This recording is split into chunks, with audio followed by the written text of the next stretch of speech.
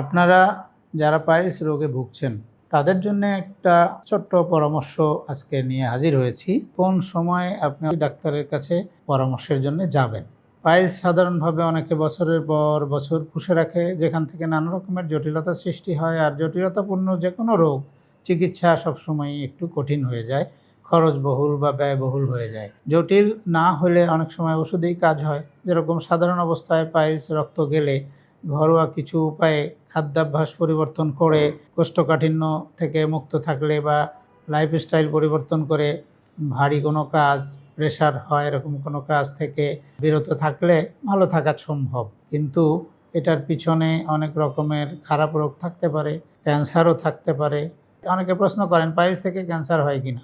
আসলে পাইলস থেকে ক্যান্সার হয় না, কিন্তু ভেতরে লুকায়িত ক্যান্সার থাকলে অনেক সময়ই বাইরের দিকে যদি মলদ্বারের কাছাকাছি কোথাও ক্যান্সার থাকে তাহলে এটার কারণে কিছু পাইলসের তৈরি হতে পারে। সুতরাং পাইলস থেকে ক্যান্সার হয়েছে সেইটা মনে করার দরকার নেই। ক্যান্সারের সঙ্গে পাইলস থাকতে পারে বা পাইলসের সঙ্গে ক্যান্সার থাকতে পারে, এই ফ্যাক্ট বা এই সত্য কথাটা মাথায় রাখতে হবে। অনেক দিন ধরে ঘন ঘন রক্ত যাচ্ছে, পায়খানা রাস্তায় ব্যথা হচ্ছে বা কোনো কিছু বের হয়ে আসছে, এই সমস্ত লক্ষণাদি যখন দেখা দিবে তখন একজন বিশেষজ্ঞ চিকিৎসকের শরণাপন্ন হন। আর সবার আগে কলোনোস্কোপি পরীক্ষা করে আপনাকে নিশ্চিত হইতে হবে যে ভিতরে কোনো অসুবিধা নেই বা কোনো খারাপ লক্ষণ নেই। সুস্থ থাকুন, ভালো থাকুন। আসসালামু আলাইকুম।